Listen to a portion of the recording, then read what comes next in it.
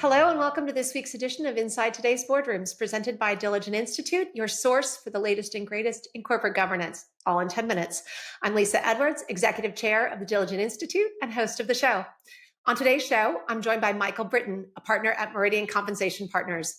Michael, welcome to the show. Hi, Lisa. Thanks for having me. Our pleasure. So I understand that you recently published an annual trends report on executive compensation. And, we know comp is always a hot topic in the C-suite and in the boardroom, and this year is no exception. So tell us a little bit more about the types of things that you covered in that piece. Yeah, absolutely. Lisa, it's called our Corporate Governance and Incentive Design Survey, and it covers market practices at 200 large publicly traded companies, what we call the Meridian 200. It's essentially a cross-section of the S&P 500. And we collect all the data, right from public proxy statements filed earlier this year. And the study really covers two main areas. One is corporate governance, and the topics there we pick up are around board diversity, board leadership structure, as well as proxy disclosure highlights and practices like key features of the new pay versus performance disclosure or company policies like stock ownership guidelines and clawbacks. But it also covers incentive practices as well.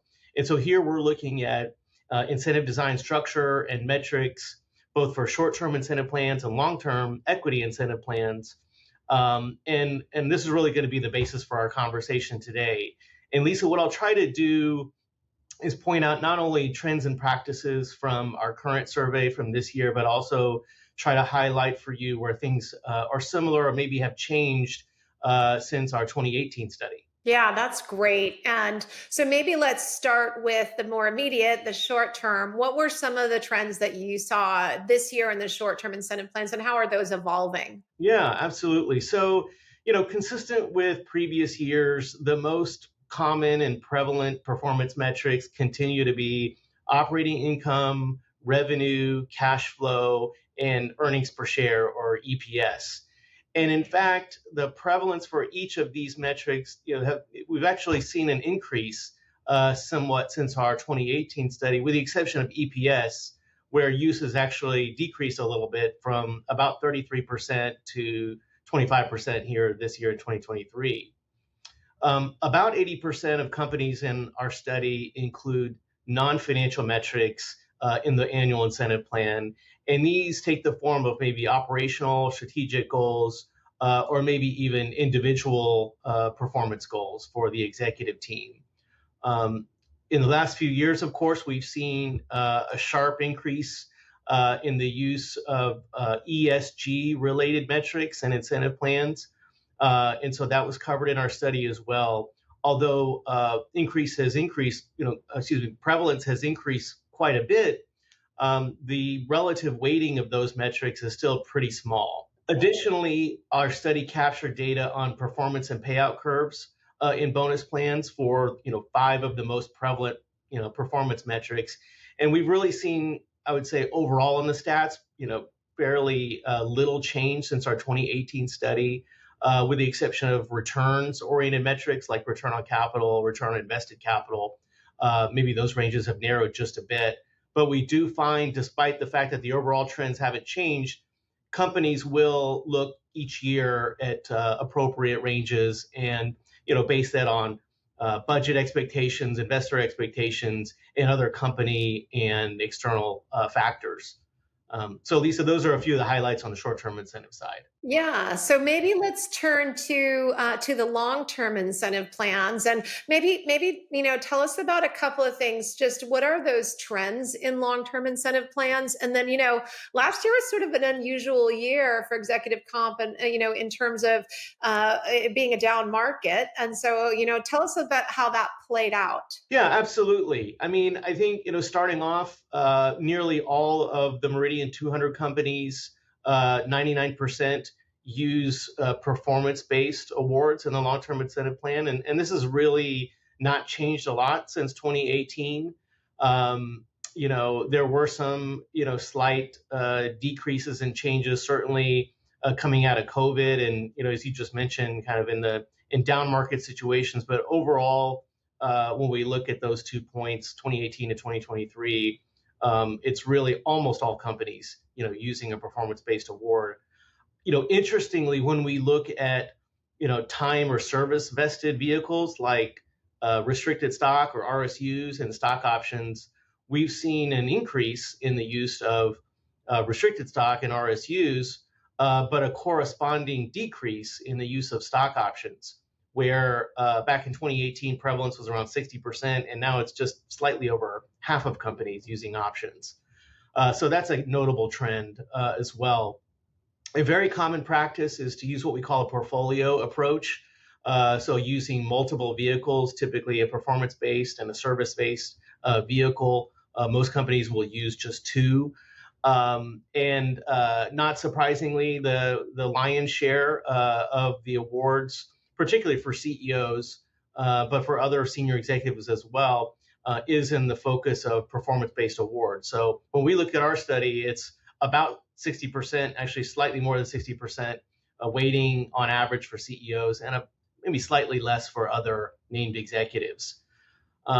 If we dig into just the performance awards just for a moment and look at metrics, the most common metric that we continue to see, and this is at about 80% of companies, is a relative total shareholder return, or TSR measure. So this is measuring the company's shareholder returns against a peer group or index over a performance period. And that continues to be the single most prevalent metric in these awards. And practice has increased since the 2018 study. Lisa, just from a structural standpoint, when companies use relative TSR, it is typically a weighted metric, either 100% or maybe in combination with another financial metric. But we are seeing a trend, specifically in recent designs, newer designs, to use relative TSR as a modifier. And so this combination of relative TSR and another metric, typically an absolute internal metric, often a financial metric, like returns or EPS, is a very common approach. So explain that a little bit more. So when you see TSR as a modifier, what does that mean? It's a kicker if it's going in the right direction to the general plan? Yeah, absolutely. So, the sort of core or historical predominant use of TSR has been either 100% of the award value, or maybe, again, a weighted metric, like 50% weighting on relative TSR, 50% weighting on, let's say, EPS. This shift toward a use of a modifier, what that really means is, again, using my example of EPS, maybe the award is all based on EPS, and that's really our first measurement. And then what we do is, after we come up with what our performance and payout is on EPS, then we look at relative TSR based on a pre-established scale to say, how do we perform against our peer group? And that might adjust our payout from EPS up or down, or maybe have no adjustment depending on our performance. Given some of these changes and trends that you're seeing, how do you let's play it forward a little bit. What are some of your predictions for what's to come in the future? Absolutely. So looking at the crystal ball, I think on the short-term incentives side, I think we're going to continue to see incentive programs that are primarily formula based and focused on one or two core financial metrics, with a sort of smaller component based off of a non-financial metric or metrics, and the financial weighting being heavily focused on earnings. That's really a continuation, I think, of what we've historically seen and what the data show for this year's study. I do think we could see some tweaks to non-financial goals and weightings. Many companies have already adopted an ESG related metric in the incentive plan. It is majority practice among S&P 500 companies. So I don't anticipate or expect a big uptick in overall prevalence, but I think what we're more likely to see are companies refining the goals and the approaches that they're using for those goals and metrics, based on a variety of both internal factors as well as external factors and optics.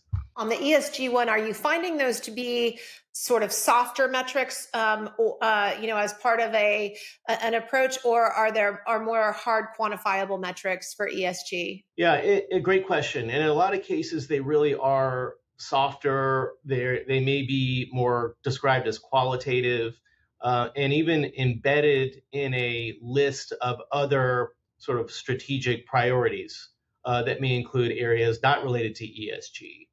I think that is an area that I think will be looked at.